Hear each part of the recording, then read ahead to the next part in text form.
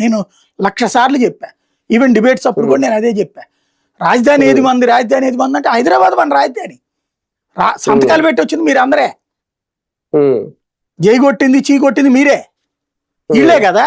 YCP అప్పుడు parliament లోనే ఉండే, తెలుగుదేశం పార్లమెంట్ లోనే ఉందిగా. జగన్ ఏమో అదేదో ప్లకార్డ్ పట్టుకుని తిరుగుతుండేవాడు, తెలుగుదేశం వాళ్ళు ఏమో ఇటు తెలంగాణ వాళ్ళు తెలంగాణ, ఆంధ్ర వాళ్ళు మాట్లాడుతుండేవాడు. అక్కడ కాంగ్రెస్ మీ అందరి సమక్షంలో వచ్చిన బిల్లులోనే కదా అది ఉంది, 2014 జూన్ 2 నుంచి అని. అంటే మళ్ళీ నువ్వు అక్కడ హైదరాబాద్ ఉమ్మడి రాజధాని అని పెట్టి మళ్ళీ కాదని చెప్తాం, ఎట్లా కుదురుద్ది? అది ఇక్కడ వాళ్ళు చెప్పినట్టున్నారు, న్యాయశాఖ అబ్జెక్షన్ రైజ్ చేసినట్టుంది. వీళ్ళు మళ్ళీ అయితే జూన్ 2, 2020 నుంచి పెట్టమని ఉంటారు, క్లియర్ అయిపోయి ఉంటుంది అది.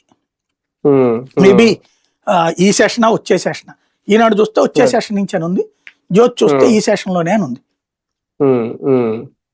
ఓన్లీ ఈ రకంగా అయినా ఒక కేంద్ర మంత్రి గారి నోటి నుంచి దీనికి సంబంధించి ఒక క్లారిటీ వచ్చింది అనుకోవాలి. ఆయనగా చెప్పాల్సింది ఆ ముక్క, హోంమంత్రి చెప్పాలి. పెమ్మసాని చంద్రశేఖర్ మనవడు, రామ్మోహన్ నాయుడు పెమ్మసాని చంద్రశేఖర్ చెప్తే ఏం కుదురుద్ది అది. దాంట్లో అది కూడా తిట్టడమే తప్పించి ఏం చెప్పారు వివరం? ఇట్లా అడిగారు అని ఏమన్నా చెప్పారా? రాష్ట్ర ప్రభుత్వం అని చెప్పింది ఇట్లా అడిగారని. వాళ్ళు అడిగారు అన్నమాట ఇవాళ ఈనాడు జ్యోతి చూస్తే అర్థమవుతుంది, ఒప్పుకున్నారు. ఇది ఒప్పుకున్నారు కదా, 2014 నుంచి రాజధాని గుర్తించాలా, 24 నుంచి గుర్తించాలా అనే దాని మీద చర్చలు జరుగుతున్నాయి రాష్ట్ర ప్రభుత్వానికి కేంద్రానికి అని.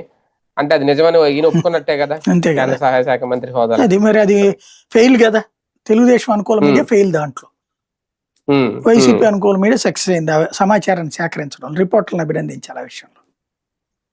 అది ప్రజలకైతే ఒక నిజం చెప్పి దీని వెనకాల అనవసరం రాజకీయ డైలాగులు పక్కన